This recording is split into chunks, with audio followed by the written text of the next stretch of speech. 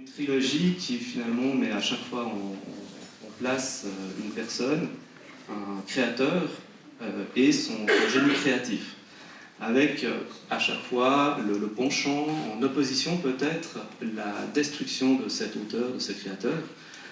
Comment est né ce projet en fin de compte et cette trilogie sur ce sujet?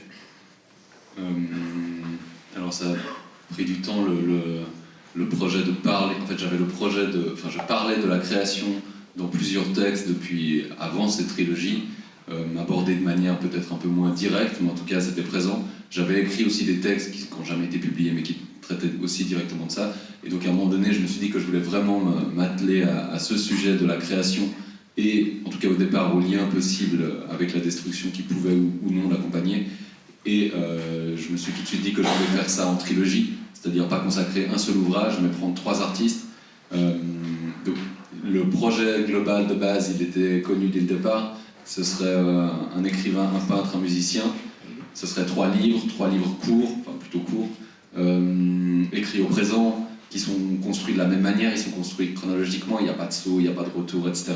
Donc enfin, voilà, les aspects formels étaient prévus depuis le départ. Par contre, ce qui a beaucoup changé, c'est le choix des personnages. Je devais commencer par un musicien, après il devait y avoir quelqu'un d'autre, après une musicienne, après un peintre qui n'était pas celui-ci, une chanteuse qui est devenue Mozart. Enfin bref, ce qui a beaucoup évolué, c'est le choix des personnages. Mais le projet lui-même était là. Et puis Mozart, puisque c'est de ça dont on parle, est venu tout à la fin.